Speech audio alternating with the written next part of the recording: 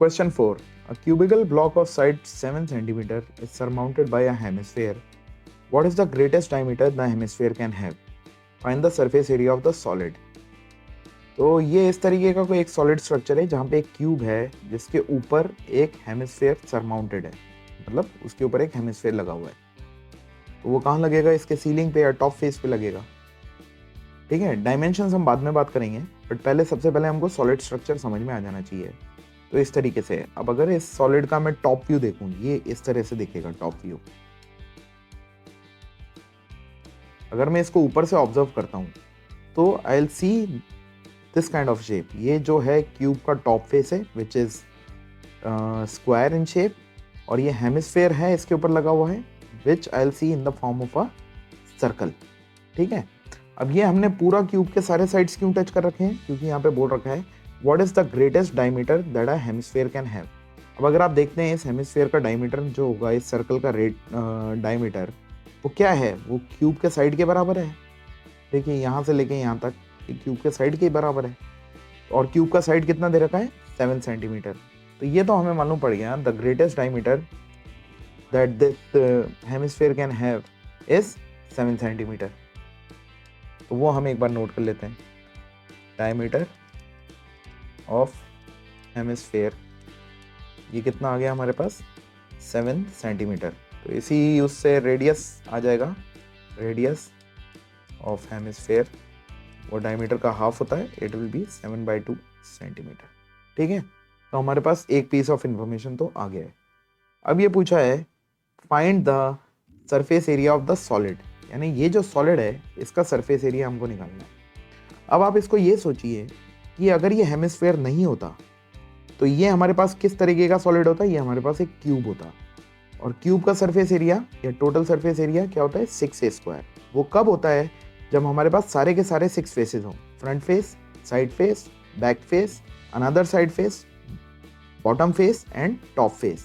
तो अगर आप यहाँ पे देखते हो, यहाँ पे सारे फेसेस हैं 5, front face, side faces, back face and bottom face. ये फेस तो पूरे के पूरे हैं। सिर्फ थोड़ा सा प्रॉब्लम किस में आ रही है हमें? टॉप फेस में आ रही है, क्योंकि वहाँ पे ये हेमिस्फेयर बना हुआ है। ठीक है, तो अगर मैं क्यूब की बात करूँ, यही टॉप व्यू के ऊपर अगर अपन आ जाएं, तो हम क्या देख सकते हैं कि अगर मैं क्यूब का पूरा TSA ले लूँ और उसमें से अगर मैं ये सर्कल का एरिया माइनस कर दूं, तो मेरे पास ये जो ये कॉर्नर्स वाले एरिया आ रहे हैं, ये वाले, ये this area, this area, this area and this area, ये भी इंक्लूड हो जाएंगे। तो सबसे पहले अगर क्यूब की बात करें तो it will be TSA of cube minus area of this circle. ठीक है, तो इस सॉलिड का जब हमको सरफेस एरिया निकालना है, let me write it as ऐसे, it will be TSA of cube minus area of circle which will be πr²। ये तो हुई क्यूब की बात। बट क्योंकि ये हेमिस्फेयर ऊपर बन गया है, तो हेमिस्फेयर बनने से एक और सरफेस जो है वो एक्स्ट्रा एक्सपोज हो गई है, एक और बन के आ गई है। देखिए वही बात, अगर ये सॉलिड हमारे सामने रखा हुआ है तो हम कौन कौन सी सरफेसेस पे पेंट करेंगे? क्यूब के 5 फेसेस पे। ठीक है, एक तो पूरा का पूरा लेटरल सरफेस एरिया यानी चारों वॉल्स, बॉटम पे और टॉप के इन हिस्सों पे 1 2 3 और 4। तो ये तो हमने कंसिडर कर लिए। बट अब ये जो हेमिस्फेयर का ये जो कर्व्ड सरफेस है, ये भी तो बन के आ गया है, हम इस पे भी तो पेंट करेंगे। ये भी तो एक एक्सपोज सरफेस है। अगर हम इस सॉलिड को पेंट करते हैं तो ये भी एक एक्सपोज सरफेस है। तो CSA ऑफ हेमिस्फेयर वो भी इसके अंदर ऐड हो जाएगा, प्लस CSA ऑफ हेमिस्फेयर। तो इस सॉलिड का सरफेस एरिया है TSA of cube minus area of the circle plus CSA of hemisphere. अब TSA ऑफ क्यूब क्या होता है? 6a², where a side of the cube, minus πr², ये हमने नोट कर ही रखा है, प्लस CSA ऑफ हेमिस्फेयर क्या होता है? CSA ऑफ हेमिस्फेयर होता है 2πr²। ठीक है, R1 और R2 अलग अलग क्यों नहीं लिए? क्योंकि ये हेमिस्फेयर का सर्कुलर बॉटम है, तो दोनों की रेडियस सेम है। तो ये हो जाएगा 6a² minus πr² plus 2πr² plus 1πr² या प्लस πr²। कुछ कॉमन तो है नहीं, वैल्यूज डाल देते हैं।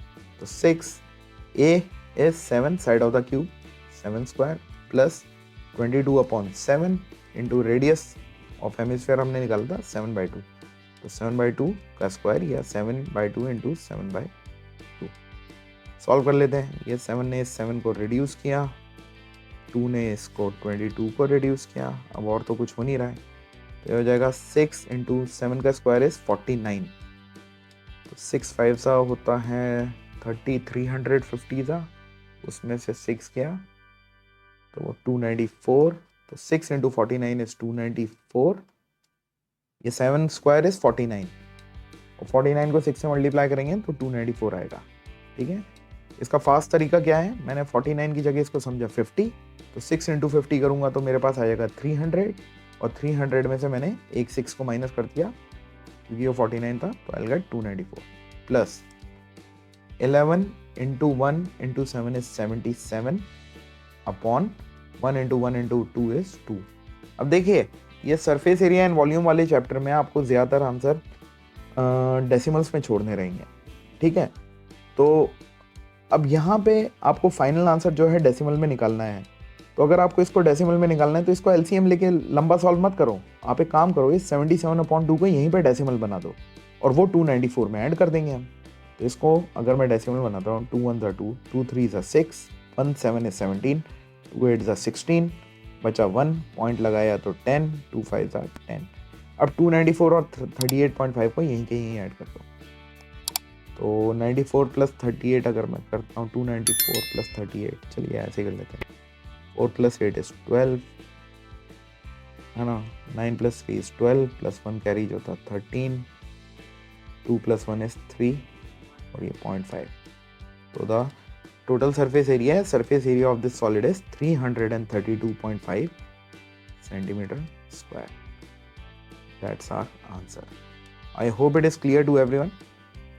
ठीक है बच्चों, इन क्वेश्चंस को सॉल्व जरूर करिएगा आप, क्योंकि ये लगता है कि बड़े आसान है, एक बार हमको समझ में आ जाए कि ये ऐड होगा, ये माइनस होगा, ये होगा, बट कैलकुलेशंस भी हमारी फास्ट होनी चाहिए, एग्जाम में आपका टाइम बहुत इंपॉर्टेंट होता है, तो इसलिए आप भी इनको एक बार समझ के वापस खुद जरूर सॉल्व करिएगा।